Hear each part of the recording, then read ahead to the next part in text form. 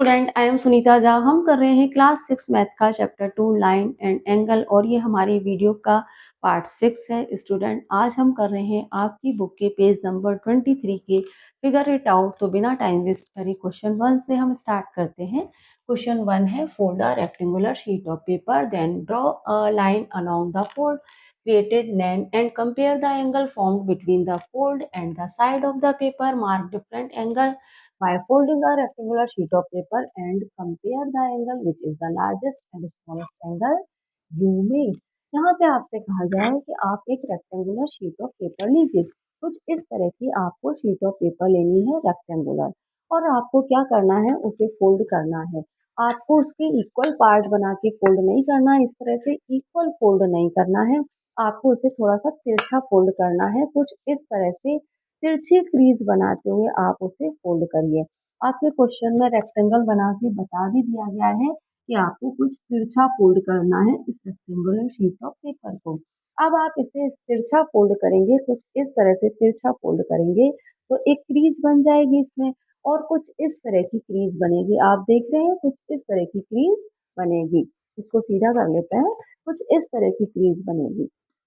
अब आप इस क्रिए जो क्रीज बनेगी यहाँ पे आप एक लाइन ड्रॉ कर दीजिए, ऐसा क्वेश्चन में कहा गया है क्लियरली। आप एक लाइन ड्रॉ कर दीजिए। आप जब लाइन ड्रॉ करेंगे तो रेक्टेंगल्स की जो साइड है और ये लाइन मिलके कुछ एंगल बनाएंगे। देखिए रेक्टेंगल की ये साइड और ये लाइन मिलके वन एंगल बना रही है। रेक्टेंगल की ये साइड और ये लाइन मिलके वन एंगल बना रही है। रेक्टेंगल की ये वाली साइड और ये लाइन मिलके वन एंगल बना रही है। और रेक्टेंगल की ये साइड और ये लाइन वन एंगल बना रही है। तो आपसे कहा गया है कि ये जो एंगल बन रहे हैं इनके आपको नाम देने हैं, इन एंगल्स के आपको नाम देने हैं, और साथ में आपको कंपेयर करके भी बताना है कि कौन सा एंगल बड़ा है और कौन सा छोटा है। तो देखिए हमने क्या करा कि यहाँ पे जब हमने रेक्टेंगल को फोल्ड किया तो 4 एंगल बने। Angle 1, angle 2, angle 3 and angle 4। इस तरह से 4 एंगल बने। जब रेक्टेंगल को हमने तिरछा फोल्ड किया और उस क्रीज पे लाइन बनाई तो हमें 4 एंगल मिल गए। ये और एंगल को हमने नाम भी दे दिया है ABCD, और ये जो लाइन बनी है इसको हमने नाम दे दिया है PQ। अब आपको समझ में आया किस तरह से रेक्टेंगल शीट ऑफ पेपर ली, रेक्टेंगल शीट ऑफ पेपर ली, उसको फोल्ड करके जब हमने ओपन किया तो जो क्रीज बनी उस पर हमने लाइन बना दी और हमें एंगल मिल गए कुछ इस तरह से। Angle 1, angle 2, angle 3 and angle 4। इस तरह से 4 एंगल मिल गए, 1, 2, 3 एंड 4, और उन्हें हमने नाम दिया ABCD। समझ आया? यही मैंने आपके लिए क्लियरली यहाँ पे बनाया है। और ये जो लाइन थी इसको हमने नाम दे दिया PQ। इतना क्लियर हुआ आपको? अब आपको क्या करना है, आपको कंपेयर करके बताना है कि कौन सा एंगल स्मॉल है और कौन सा लार्ज है। अब कंपेयर करने के हमने 2 तरीके सीखे हैं प्रीवियस वीडियो में। एक तो हमने कर्व से आइडिया लगाते हैं कि कौन सा एंगल स्मॉल है और कौन सा एंगल लार्ज है, और दूसरा हमारे पास सुपर इम्पोजिशन मेथड है, उससे भी हम पता लगा सकते हैं कि कौन सा स्मॉल है कौन सा लार्ज है। यहाँ हम दोनों ही अपने आंसर में लिखेंगे। तो देखिए सबसे पहले तो हम कर्व से आइडिया लगाते हैं कि कौन सा एंगल स्मॉल है और कौन सा लार्ज है। आप देखिए कि यहाँ पे पेन चेंज करते हैं हम थोड़ा, ताकि आपको क्लियरली नजर आए। आप देखिए कि एंगल 1 जो है, एंगल 1 क्या है आपका, एंगल 1 जो है आपका जिसको नाम दिया गया है AQD, AQP। एंगल 1 क्या है, एंगल 1 आपका क्या है, AQ और P, यही है एंगल 1 AQP। अब ये जो एंगल 1 है, एंगल 1 है आपका AQP, और एंगल 2 क्या है आपका, एंगल 2 बना है कुछ, एंगल 1 कुछ इस तरीके से बना है, और एंगल 2 जो बना है वो कैसे बना है भाई, एंगल 2 बना है कुछ इस तरीके से। देख रहे हैं ना आप, एंगल 1 तो आपका कुछ इस तरीके से बना है, और एंगल 2 जो आपका बना है वो कुछ इस तरीके से बना है। एंगल 1 बना कुछ इस तरीके से जिसका नाम है AQP, और एंगल 2 बना है कुछ इस तरीके से जिसका नाम है PQB। जिसका नाम क्या है, PQB, P, P, Q and B। तो आप देख रहे हैं कि इस एंगल में, एंगल 1 में तो कर्व आ रहा है इतना सा, एंगल 2 में कर्व आ रहा है इतना बड़ा। साथ में आप देख रहे हैं कि इसकी आर्म भी क्या है, फैली हुई है। क्यों? तभी तो इसमें कर्व बड़ा आया है, आर्म भी फैली हुई है, इसलिए इसमें कर्व बड़ा है। इसकी आर्म पास-पास है, इसलिए इसमें कर्व छोटा आया है। तो आपने क्या देख रहे हैं आप कि एंगल 1 जो है वो स्मॉल है एंगल 2 के अकॉर्डिंग। देख पा रहे हैं आप? अब आप देखिए कि एंगल 3 और 4 को भी कंपेयर करके देख लेते हैं कि एंगल 3 और 4 में क्या कंडीशन बन रही है। सबसे पहले हम रफली ड्रॉ करके देखते हैं कि एंगल 3 किस तरह से बन रहा है और एंगल 4 किस तरह से बना है। आप देखिए कि एंगल 3 जो है वो क्या है, DPQ। DPQ है एंगल 3 और बना है किस तरह से, कुछ इस तरीके से। DPQ है, D, D, P and Q। Angle 3 है DPQ और बना है कुछ इस तरीके से। ये है हमारा एंगल 3 और एंगल 4 है जो वो क्या है, P। एंगल 4 क्या है? एंगल 4 है हमारा BC एंड इस तरह से हमारा इसका क्या है, वर्टेक्स इसकी क्या है, एंगल 4 की वर्टेक्स क्या है? एंगल 4 की वर्टेक्स P है। एंगल 4 की तो इसका नाम क्या है, QPC। एंगल 4 हमारा क्या है, QPC। तो एंगल 4 है हमारा इस तरह से बना है एंगल 4। आप देख रहे हैं एंगल 4 इस तरह से बना है, Q, P एंड C इसकी, ये P इसकी दोनों की वर्टेक्स P है, ठीक है? इस तरह से एंगल 4 बना है। ये क्या है, एंगल 4 है। इसके कर्व आ रहा है इस तरह से। तो आप देख रहे हैं कि एंगल 3 में कर्व आ रहा है कुछ इस तरह से और इसकी आर्म भी फैली हुई है और एंगल 4 में कर्व आ रहा है कुछ इस तरह से और इसकी आर्म आपस में एक दूसरे के पास है। देख रहे हैं ना, 2 आर्म है PC, एक आर्म है PC और एक आर्म है PQ और ये पास-पास है। इसकी आर्म, एक आर्म है PD और एक आर्म है PQ। ये दोनों दूर-दूर है। कितनी दूर है ये दोनों आर्म, और ये दोनों आर्म पास-पास हैं और इसलिए इनके कर्व, इसका कर्व छोटा बना है और इसका कर्व बड़ा बना है। तो आप देख रहे हैं कि एंगल 3 जो है वो लार्ज है अकॉर्डिंग एंगल 4 के। तो हाँ, आपने ये सब आपने समझा, तो यही आप हमारे अपने आंसर में लिख दीजिएगा। तो ये जो भी चीज़ें आपने समझी है वही हमने आंसर में लिखा है। एक बार पढ़ के देख लेते हैं। इसको थोड़ा क्लियर कर दूँ क्योंकि ये आपके लिए मैंने फेयर बनाया था ताकि एग्ज़ाम में जब इस तरह का क्वेश्चन आए तो आप इस तरह से आंसर दें। अब आप देखिए किस तरह आंसर लिखेंगे हम। Mark different angle by folding a rectangular sheet of paper and compare the angle which is largest and smallest. हम मार्क कर रहे हैं, रेक्टेंगल शीट ऑफ पेपर को फोल्ड कर रहे हैं और फोल्ड करके मार्क कर रहे हैं डिफरेंट तरह के एंगल्स को और ये भी बता रहे हैं कि कौन सा एंगल स्मॉल है और कौन सा लार्ज है ना? तो देखिए वी गेट एंगल 1, 2, 3, 4, हमें एंगल 1, 2, 3, 4 मिले हैं और देखिए कंपेयर करा तो हमने क्या जाना, angle 1 less than angle 2। Angle 1 जो है वो लेस देन है एंगल 2 से और angle 4 less than angle 3। Angle 4 जो है वो एंगल 3 से लेस है। Angle 2 and angle 3 are the largest angle. Angle 2 और 3 क्या है, लार्जेस्ट एंगल है। Angle 1 and angle 4 are the smallest angle. Angle 4 और एंगल 1 क्या है, स्मॉलेस्ट एंगल है। Amount of turn is the size of the angle. कैसे जाना, अमाउंट ऑफ टर्न से जाना, एंगल का साइज हमने कैसे जाना, अमाउंट ऑफ टर्न से जाना, अमाउंट ऑफ रोटेशन से जाना कि एंगल 1 और एंगल 1 स्मॉल है और एंगल 4 स्मॉल है। एंगल 1 भी स्मॉल है और एंगल 4 भी स्मॉल है। एंगल 3 लार्ज है, एंगल 2 भी लार्ज है। और क्या जाना, angle 1 small than angle 2, angle 4 small than angle 3। यही मैंने यहाँ पे लिखा है। तो हमने अमाउंट ऑफ टर्न से पता कर लिया, कंपेयर कर लिया। अब हम सुपर इम्पोजिशन मेथड से भी कंपेयर कर लेते हैं। Comparing angle by super imposition. हमने क्या किया है, रेक्टेंगुलर शीट को जब तिरछा फोल्ड किया तो हमें एंगल मिला 1, 2, 3, 4। अब हम सुपर इम्पोजिशन मेथड का यूज करके इन 4 एंगल को कंपेयर कर रहे हैं। तो आप देखिए कि एंगल 1 क्या है, ए क्यू पी है। अब ए क्यू पी एंगल में जो क्यू वर्टेक्स है वह आप देख रहे हैं राइट हैंड साइड पर है और जो रे है क्यू ए और क्यू पी वह आपको लेफ्ट हैंड साइड पे मिल रही है। हमने क्या करा, इस एंगल को थोड़ा घुमाया और क्यू वर्टेक्स को ले ली हमने लेफ्ट हैंड साइड पर और रे जो है क्यू ए और क्यू पी वह हमने ले ली राइट हैंड साइड पर। इस तरह से एंगल बना 1 जब हमने उसको घुमा के रखा तो। अब एंगल 2 देखिए पी क्यू बी है। पी क्यू बी एंगल हमने यहाँ पे फॉर्म कर लिया है अब हम सुपर इम्पोजिशन मेथड से मालूम कर रहे हैं कि कौन सा एंगल लेस है। अब आप देखिए कि एंगल 1 है पी क्यू ए, वह मैंने यहाँ पे बनाया पी क्यू ए एंगल हमने यहाँ पे फॉर्म कर दिया। कितना है P Q A? P Q A सिर्फ आपके पास ग्रीन पेन से करते हैं। पी क्यू ए आपके पास इतना है, एंगल पी क्यू ए इतना है हमारे पास, ठीक है। अब मैंने क्या करा, एंगल 2 का जो क्यू वर्टेक्स थी वह हमने ओवरलैप करी एंगल 1 की क्यू वर्टेक्स पर, और एंगल 1 की जो रे थी क्यू ए उसके ऊपर हमने एंगल 2 की रे क्यू भी ओवरलैप कर दी। अब दोनों रे ओवरलैप हो गई है और वर्टेक्स भी ओवरलैप हो गई है, तो हम क्या देख रहे हैं कि जो एंगल 2 की क्यूपी थी वह थोड़ी सी बाहर निकल रही है।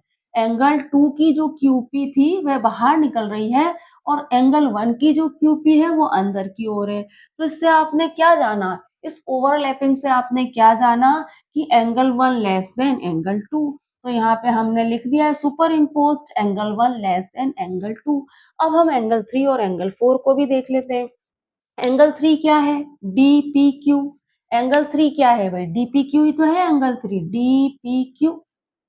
अब ये एंगल 3 जो है वह हमने यहाँ पे बना दिया है डी पी क्यू। और आप देखिए कि इसकी वर्टेक्स क्या है? इसकी वर्टेक्स है पी। हमने क्या करा, एंगल 4 लिया। एंगल 4 क्या है? Q P C. तो एंगल 4 की वर्टेक्स भी पी है। हमने एंगल 4 का पी की जो पी वर्टेक्स थी वह पहले लेफ्ट हैंड साइड पे थी, और जो आर्म थी पी सी और पी क्यू वह राइट हैंड साइड पे खुल रही थी। हमने क्या करा, इसको थोड़ा उल्टा और पी वर्टेक्स को तो ले लिया राइट हैंड साइड पे, और इसकी जो आर्म थी पी सी और पी क्यू उसे ले लिया हमने लेफ्ट हैंड साइड पे। पी वर्टेक्स को ले लिया राइट हैंड साइड पे, और जो आर्म थी पी सी और पी क्यू, आप देख रहे हैं यहाँ पे पी सी और पी क्यू, उनको ले लिया हमने लेफ्ट हैंड साइड पे। इस तरह से एंगल को हमने उलट दिया, क्योंकि तभी तो हम सुपर, जब दोनों एंगल एक सी पर कंडीशन में होंगे तभी तो हम सुपर इम्पोज करेंगे, क्योंकि हम ओवरलैपिंग करते हैं सुपर इम्पोज करने के लिए।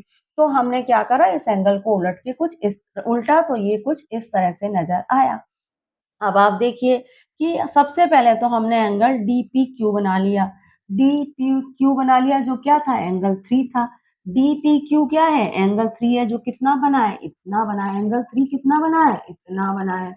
अच्छा, एंगल 4 की पी वर्टेक्स थी वह हमने डीपीक्यू के ऊपर रख दी। अच्छा, एंगल 4 की जो पीसी रे थी वह भी हमने ओवरलैप कर दी डीपी रे के ऊपर। एंगल 3 की डीपी रे के ऊपर एंगल 4 की पीसी वर्टेक्स हमने ओवरलैप कर दी। अब ओवरलैप करी तो हमने देखा कि एंगल 3 की जो पीक्यू है वह तो थोड़ी बाहर की ओर निकली हुई है, और लेकिन जो एंगल 4 की पीक्यू है वह अंदर की ओर है। एंगल 4 की पीक्यू, एंगल 4 बन रहा है इतना सा, जबकि एंगल 3 बन रहा है इतना। तो आप क्या देख रहे हैं कि एंगल 4 तो आपको इतना सा मिल रहा है ओवरलैपिंग करने पे, इतना सा, और एंगल 3 आपको मिल रहा है इतना सा। तो आपने क्या जाना कि एंगल 4 लेस देन एंगल 3। तो यहाँ पे लिख लेते हैं super impose angle 4 less than angle 3। तो क्वेश्चन 1 हमारा हो गया है। क्वेश्चन 2 भी देख लेते हैं। क्वेश्चन 2 देख लेते हैं। In each case determine which angle is greater and why. Discuss with your friends on how you decided which one is greater. यहाँ पे आप देखिए कि इस फिगर में कुछ एंगल दिए गए हैं। एंगल ए ओ बी, एक एंगल आप देख रहे हैं, एंगल ए ओ बी एक एंगल है। एक एंगल है एक्स ओ वाई, एक एंगल है आप ए ओ सी। इस तरह से कुछ एंगल आप इस फिगर में देख पा रहे हैं। अब आपसे कहा गया है कि इन एंगल्स को देख के आप बताइए कि कौन सा एंगल ग्रेटर है और क्यों, ये भी आपको बताना है। तो देखिए ए बी सी 3 पार्ट किए गए हैं क्वेश्चन 2 के, और हर पार्ट में 2 एंगल दिए गए ताकि आप कंपेयर कर पाए कि कौन सा ग्रेटर है। अब हम ए पार्ट देखते हैं। ए पार्ट में एंगल है ए ओ बी और एंगल है एक्स ओ वाई। आप देखिए कि एंगल ए ओ बी ये है, तो हमने एंगल ए ओ बी यहाँ पे बना दिया है। और एंगल एक्स ओ वाई क्या है? एंगल एक्स ओ वाई इस तरह से बना है। एंगल एक्स ओ वाई आप देख रहे हैं इस तरीके से बना हुआ है, ठीक है। तो हमने यहाँ पे एंगल एक्स ओ वाई भी फॉर्म कर दिया है। अब हमें मालूम करना है कि कौन सा ग्रेटर है और कौन सा ग्रेटर है और क्यों है, ये भी आपको बताना है। अब आप देख रहे हैं कि एंगल AOB के अंदर है एंगल XOY, एंगल AOB के अंदर है एंगल XOY। तो ये आप क्या देख रहे हैं कि XOY तो एंगल AOB का एक पार्ट है XOY एंगल AOB का। एक तो आप इस फिगर को देख के ये जान पा रहे हैं, और क्या जान पा रहे हैं आप कि AOB में टर्न कितना आ रहा है, एंगल AOB में टर्न आ रहा है यहाँ से लेके यहाँ तक, और एंगल XY का टर्न कितना है, सिर्फ इतना। देख पा रहे हैं आप फिगर को देख के, आप देखिए कि एंगल XY का टर्न कितना है। इसीलिए एंगल XY की आर्म है वो स्प्रेड कम हो रही है, कम स्प्रेड हो रही है एंगल XY की आर्म। और एंगल AB की आर्म आप देखिए कि किस तरह से वाइडली स्प्रेड हो रही है। तो बस जो हमने समझा है वही हम अपने आंसर में लिखेंगे। Angle AOB greater than angle XOY। आपने फिगर देख के मालूम कर लिया कि एंगल AOB ग्रेटर है एंगल XOY के, because angle XOY content with an angle AOB। आप देख रहे हैं कि एंगल XOY तो कंटेंट है एंगल AOB पर, है ना। It means angle XOY is a part of angle AOB। इसका मतलब ये हुआ कि एंगल XOY एंगल AOB का एक पार्ट है, ठीक है। So amount of turn angle AOB more than angle XOY। इसीलिए एंगल AOB में जो अमाउंट ऑफ टर्न है वह मोर देन है एंगल XOY की। हमने हमारे आंसर में क्लियर कर दिया है। अब बी पार्ट देखिए, आपके एंगल है AOB, एक एंगल है AOB, सेकेंड एंगल है XOB। XOB क्या है, XOB। तो यहाँ पे हमने दोनों एंगल फॉर्म कर दिए हैं। एक एंगल है AOB, सेकेंड एंगल है XOB। इसी तरह है यहाँ पे आप देखिए, AOB तो ये रहा, और XOB कैसे है, इस तरीके से। XOB कैसे है, इस तरीके से है, ठीक है। तो हमने यहाँ पे दोनों एंगल फॉर्म कर दिए हैं। अब आप देखिए, अब यहाँ पे इन दो एंगल को देख के आप क्या समझ पा रहे हैं, इन दो एंगल को देख के हम समझ पा रहे हैं कि यहाँ पे ओवरलैपिंग हो रही है ना, ओवरलैपिंग। एंगल AOB की ओवरटेक्स और एंगल XOB की ओवरटेक्स जो है वो ओवरलैप हो रही है। देख पा रहे हैं आप फिगर में, एंगल AOB की ओवरटेक्स और एंगल XOB की ओवरटेक्स ओवरलैप हो रही है, और एंगल AOB की OB आर्म और एंगल XOB की OB आर्म भी ओवरलैप हो रही है। तो यहाँ पे वर्टेक्स और एक आर्म तो ओवरलैप हो रही है, लेकिन एंगल AOB की आर्म जारी एंगल AOB की OA आर्म जारी है बाहर की ओर, और एंगल XOB की OX आर्म अंदर की ओर है। तो आप देख रहे हैं कि एंगल XOB की OX आर्म जो है वो इतनी खुली हुई है, अंदर की ओर खुली हुई है, जबकि एंगल AOB की जो आर्म है AO, OA और OB वाइडली ओपन है, स्प्रेड हो रही है, वाइडली स्प्रेड हो रही है। देख पा रहे हैं। और टर्न भी देखिए कि AOB का टर्न कितना है, यहाँ से यहाँ तक, और XOB का टर्न कितना है, यहाँ से यहाँ तक। तो ओवरलैपिंग करने पे आपको पता पड़ रहा है कि XOB small than angle AOB, है ना, या फिर angle AOB greater than angle XOB। Overlapping करने पे पता पड़ रहा है। और ओवरलैपिंग करने के बाद जो आप देख रहे हैं कि जो आर्म है, इसकी आर्म तो वाइडली स्प्रेड हो रही है, और इसकी आर्म जो हो रही है वो थोड़े अंदर की ओर, इसकी आर्म अंदर की ओर है। इसीलिए इसमें जो टर्न है वह मोर मोर है, और इसका टर्न जो है वो लेस है। तो यही सब हमें हमारे आंसर में लिख देना है। When we overlap angle AOB and angle XOB by superimposition, हम एंगल AOB और एंगल XOY को ओवरलैप कर रहे हैं सुपर इम्पोजिशन मेथड को यूज करते हुए। फिर क्या हुआ, angle AOB greater than angle XOB। आप देख रहे हैं कि एंगल AOB जो है वो ग्रेटर है एंगल XOB के। So amount of turn angle AOB more than angle XOB, इसीलिए अमाउंट ऑफ टर्न जो है एंगल AOB का ग्रेटर है, मोर देन है एंगल XOB के। अब बी पार्ट को कर लिया हमने, सी पार्ट में भी जो दो एंगल है उन्हें हम नेक्स्ट स्लाइड में कंपेयर करके देख लेते हैं। सी पार्ट देख लेते हैं, एंगल है XOB, XOB एंगल है XOB, एक एंगल है आपके पास XO और B, और क्या है XOC, और दूसरा एंगल क्या है XOC। अरे ये क्या, ये तो ओवरलैप हो रहे हैं एक दूसरे के ऊपर। आप देख रहे हैं कि XOB एंगल XOB और एंगल XOC तो ओवरलैप हो रहे हैं एक दूसरे के ऊपर, दोनों की वर्टेक्स ओवरलैप हो रही है। और देखिए रे जो एंगल XOB की रे है OB ओवरलैप, OB और एंगल XOC की रे OC ओवरलैप हो रही है, और यहाँ पे जो रे है OX ये भी ओवरलैप हो रही है। तो यहाँ पे तो ओवरलैपिंग हो रही है, इसका मतलब क्या है, दोनों एंगल इक्वल है। तो आप यहाँ पे लिख लीजिए angle XOB and angle XOC are equal because angle XOB and angle XOC overlap each other, दोनों ओवरलैप हो रहे हैं एक दूसरे के ऊपर बाय सुपर इम्पोजिशन। तो भाई क्वेश्चन 2 हमारा हो गया है, क्वेश्चन 3 भी देख लेते हैं। क्वेश्चन 3 देख लेते हैं, which angle is greater XOY और एंगल AOB गिव रीजन। यहाँ आप एंगल देख रहे हैं XOY मैंने रेड कलर से बनाया है, और AOB एंगल देख रहे हैं जो मैंने ग्रीन कलर से बनाया है। आपसे पूछा गया है कि XOY ग्रेटर है या AOB ग्रेटर है, और रीजन भी आपको देना है। अब देखिए कि इस फिगर को देख के ही आप आइडिया लगा सकते हैं कि XOY ग्रेटर देन AOB। कैसे कह रही हूँ मैं, आप देखिए कि XOY वाइडली स्प्रेड हो रहा है, जबकि AOB जो है वो थोड़ा XOY के अकॉर्डिंग कम स्प्रेड हो रहा है। आप देखिए कि XOY में कर्व बन रहा है, रेड कलर से मैंने बनाया है, इतना कर्व बन रहा है, और AOB में कर्व बन रहा है इतना सा। तो आप आइडिया लगा सकते हैं कि XOY आप कंफर्म कर पा रहे हैं इस फिगर को देख के ही कि XOY ग्रेटर देन AOB। अब आप देखिए कि यहाँ मैंने सॉल्यूशन में XOY बना दिए, कुछ इस तरह से XOY, यहाँ हमने XOY बना दिए, और आप देख रहे हैं कि कितनी वाइडली स्प्रेड हो रही है XOY, इसकी आर्म कितनी फैली हुई है, और इसका कर्व भी बड़ा है।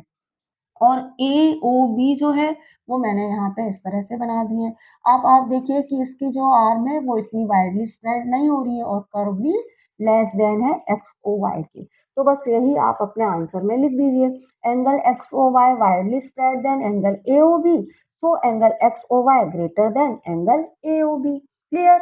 अब सुपर इम्पोजिशन मेथड से भी बता सकते हैं कि XOY greater than angle AOB। अब XOY मैंने यहाँ पे OY यहाँ पे थोड़ी तिरछी बनी है, मैंने इसको सीधा कर दिया है। जब मैंने OY को XOY की OY को सीधा करा, तो O जो OX थी वो भी थोड़ी सी ऐसे हो गई, पहले ऐसे थी, अब ये इस तरफ आ गई। तो ये एंगल बना कुछ इस तरह से, OY को सीधा किया तो एंगल बना इस तरह से XOY। आप चाहें तो ऐसे ही बना दीजिए, इस तरह से बना दीजिए और उसके ऊपर ओवरलैपिंग कर दीजिए AOB की। मैंने आसानी रहे इसलिए XOY को कुछ इस तरह से बनाया है। अब आप देखिए कि XOY के ऊपर में AOB को हमने ओवरलैप किया। अब क्या है कि O वर्टेक्स के ऊपर O वर्टेक्स रखी और OY आर्म के ऊपर OB आर्म रखी।